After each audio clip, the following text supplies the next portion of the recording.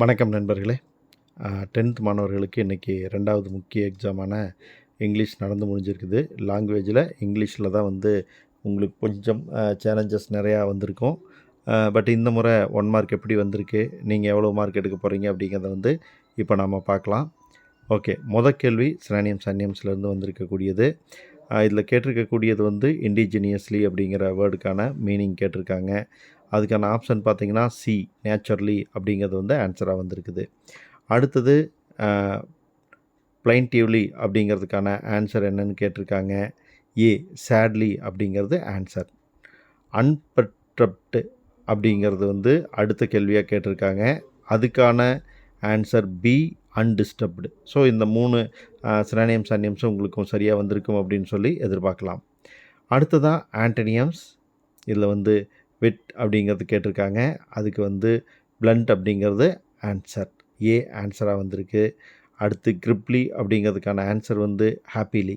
இதை பொறுத்த வரைக்கும் நீங்கள் ஈஸியாகவே ஆன்சரை கண்டுபிடிச்சிடலாம். ஏன்னா அன்ஹாப்பிலி, சேட்லி, ஒரிட்லி அப்படின்னு கொடுத்துருக்காங்க. அப்போ ஹாப்பிலி அப்படிங்கிற ஆன்சரை நீங்கள் படிக்காமல் கூட கண்டுபிடிச்சிடலாம். இன்க்ளூஷன் அப்படின்னு பார்த்த உடனே நீங்கள் எக்ஸ்க்ளூஷன் அப்படிங்கிற ஆன்சரை கண்டுபிடிச்சிருப்பீங்க. ஸோ ஆன்டனியம்ஸ் சினானியம்ஸை விட ஈஸியாக இருந்திருக்குது. 6க்கு 6 கண்டிப்பாக எல்லாருமே எடுத்திருப்பீங்க.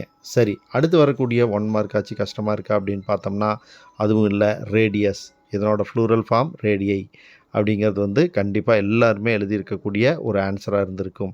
அவ்வளவு ஈஸியான ஆன்சர் தான் அப்படின்னு இதை சொல்லணும். அடுத்து பார்த்தீங்க அப்படின்னா ப்ரிபிக்ஸ். இதில் நியூட்ரிஷன் அப்படிங்கிற வார்த்தை கொடுத்துருக்காங்க. ஸோ நியூட்ரிஷனுக்கு ப்ரிபிக்ஸாக சேர்த்தோம்னா மேல் அப்படிங்கிறது தான் சேர்த்த முடியும். மேல் நியூட்ரிஷன் அப்படிங்கிறது தான் கரெக்டான ஆன்சர். 9வது கொஷின் அப்ரிவியேஷன் கேட்டிருக்காங்க.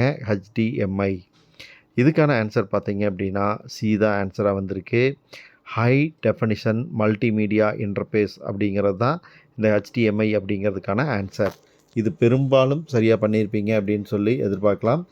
நிறையா அப்ரிவியேஷன்ஸ் படிச்சிருந்தோம் அப்படின்னா இது ரொம்ப ஈஸியான ஒன்றா இருந்திருக்கும். அடுத்த கொஷின் கொஞ்சம் சில பேர்த்துக்கு யோசித்து ஆன்சர் பண்ணுற மாதிரி இருந்திருக்கும்.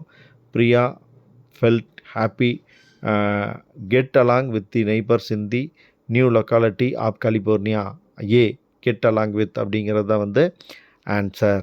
ஸோ அது பெரும்பாலும் பண்ணியிருப்பீங்க அப்படின்னு சொல்லி எதிர்பார்க்கலாம். 11வது கொஷின் ரொம்ப ஈஸியான கொஷின். ஏன்னா நம்ம எல்லோரும் கேட்டது தான். டிராபிக்னாலே அதுக்கு அடுத்து வர்ற வேர்டு என்னவா இருக்கும் அப்படிங்கிறது. டிராபிக், ஜாம், இது பிரிக்கவே முடியாத வார்த்தைகள். அதனால் இதுக்கான ஆன்சர் எல்லாருமே எழுதியிருப்பீங்க. அடுத்து 12வது கொஷினுக்கான ஆன்சரும் ரொம்ப ஈஸியானது தான். I reached mister Hamel's garden all out of breath of அப்படிங்கிறது தான் answer. 13 I had such a shock when dying man bolted the door and locked it அப்படிங்கிறது ஆன்சர். ஸோ ஏ, லாக்டு அப்படிங்கிறது தான் ஆன்சர்.